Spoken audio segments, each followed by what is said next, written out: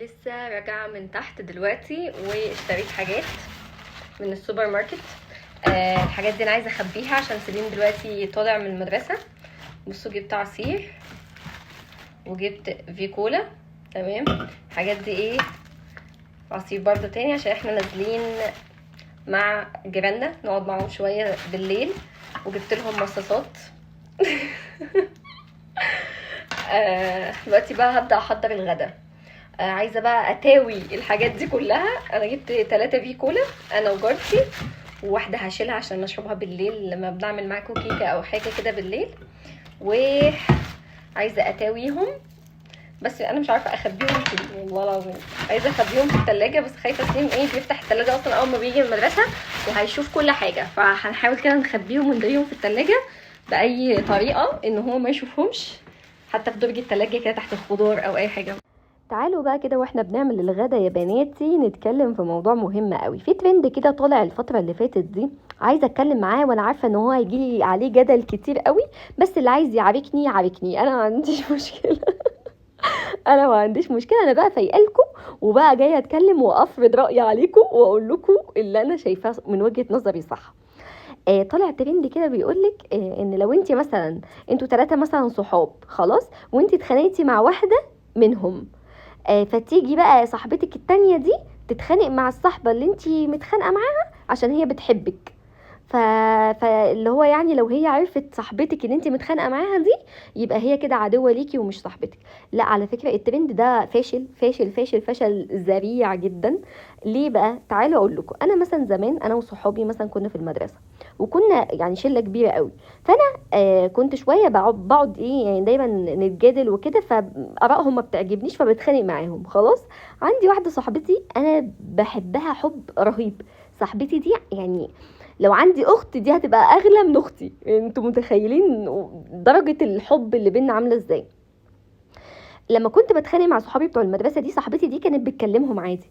وانا عمري في حياتي ما قلت لها فلانه دي انا اتخانقت معاها اوعي تكلميها، او فلانه دي ما تعرفيهاش تاني عشان عملت مش عارفه ايه. ابدا، عمري ما قلت لها كده، ولا فرضت رايي عليها، ولا قلت لها كده، ولا احب اصلا ان هي تتخانق مع حد علشاني. انا ليا مثلا وجهه نظر واختلفت مع واحده صاحبتنا مثلا واتخانقنا، انت مالك تتحشري ليه وتتدخلي وتتخانقي ما بيننا ليه؟ انا سيبي انا وهي هنتصالح، وانت اللي هتطلعي وحشه في الاخر. ده رأيي. اللي عايز بقى يجي يعاركني. ده رأيي. انا بشوف ان الصحوبية دي، انا بصاحبك وبصاحب فلانة وفلانة وفلانة، اللي يعمل لي حاجة خلاص انا حرة بقى، عايزة اتخانق معاه، عايزة اقطع علاقتي بيه، انا حرة. لكن ما افرضش على يعني رأيي على حد تاني ان هو يتخانق معاه، او انتي صاحبتي انا بس فما تعرفيش فلانة. لا لا لا لا، انا عمري ما اتعلمت كده، ولا عمري شفت ان ده صح اصلا. كل واحد حر في حياته. هي بقى لو عملت لها حاجه واتخانقت معاها، خلاص يبقى انا وهي متحدين عليها ومتخانقين معاها، خلاص مش عايزين نعرفها تاني، احنا احرار. لكن غير كده لا طبعا. ودي صاحبتي حبيبتي، ودي هتبقى برضو يعني لو انا اتصالحت عليها هنبقى صحاب وحبايب برضو. ليه نطلع شخص غلط ووحش ونطلعه انه بلا مخ، اللي هو انا بس متخانق معاك عشان انت مزعل صاحبي؟ لا لا، دي ملهاش علاقه. انت صاحبي وانت صاحبي، وانت صاحبتي وانت صاحبتي، وخلاص خلصنا. تعالوا بقى اديكم درس اتعلمته في 2025. في 2025 انا اتعلم عليا كتير قوي. في 2025 يا جماعه اتعلمت دروس كتير جدا، بس بجد انا كسبت فيها ندى. يعني بجد انا هسمي 2025 دي ان انا كسبت فيها ندى. كسبت فيها ان انا بقيت مركزه على نفسي وعلى اهدافي وعلى حلمي وعلى الحاجات اللي انا نفسي احققها لنفسي. وبرده مش انانيه، يعني مش بنسى الاخرين، بس برده انا مركزه اكتر مع نفسي. الفتره اللي فاتت دي كنت مركزه قوي مع نفسي. وفي نفس الوقت كان حصل لي شويه ظروف كده ومشاكل، بس اتعلمت منها ان انا ما اغضبش ربنا ابدا علشان خاطر حد. والله يا جماعه، مهما بقى قعدت تعيط لك ولا تستعطفك ولا ايا كان عشان مثلا تبعدك عن حاجه مثلا انت المفروض تعمليها وواجب عليكي تعمليها، اوعي تنساقي ناحيه اللي هي بتقولهولك. انت راضيها عادي جدا، وراضي الاخرين برضو، وملكيش دعوه باي خلافات واي مشاكل طالما في حاجه هتبقى فيها قطع صله رحم. انسي الشخص اللي انت متعاطفه معاه ده تماما. خلاص انسي. ليه؟ لانه في الاخر مش هيجي يشكرك ولا هيقولك شكرا انك انت وقفتي جنبي، ولا شكرا انك انت قطعتي علاقتك بفلانه مثلا اختك ولا ولا مثلا بنت خالتك ولا مش عارفه ايه عشان تقفي جنبي، لا في الاخر هيتعمل لك بلوك وانت اللي هتبقي وحشه، وانت مش هتتشكري ولا هتتقدري. فلا، اكسبي نفسك واكسبي برضو الاخرين اللي حواليكي. ولو فيها صله رحم، اوعي تقطعي صله الرحم عشان خاطر عين اي حد. دول كلهم حتى لو بتعيط لك، حتى لو اتأذت، حتى لو ايا كان، تعاطفي معاها وبين لها انك انت متعاطفه معاها وكل حاجه، بس من جانب تاني اعملي اللي يرضي ربنا سبحانه وتعالى، مش اللي يرضي البشر، لان البشر مش بيتراضوا. خلاص، لو حبوا يقلبوا عليكي هيقلبوا عليكي، لو حبوا يشوفوكي وحشه هيشوفوكي برضو وحشه. فاوعي اوعي اوعي يا بنتي تنساقي ناحيه ان اي حد بيستعطفك او بيخليكي تكرهي حد من اهلك او ايا كان. بصي، انسي الناس دي تماما، انسي الناس دي ومش هتتشكري، والله ما هتتشكري. اعملي اللي يرضي ربنا ويرضيكي انت كمان، وبس كده. واقفلي على نفسك واقفلي على حياتك. ولو انت شاكه بنسبه 1% ان حد حواليكي بيغير منك او بيحقد عليكي او بيحسدك او ايا كان، ابعدي عنه، ابعدي عنه، علشان هو هيفضل طول عمره ما يحبلكيش الخير، مش هيتغير يعني.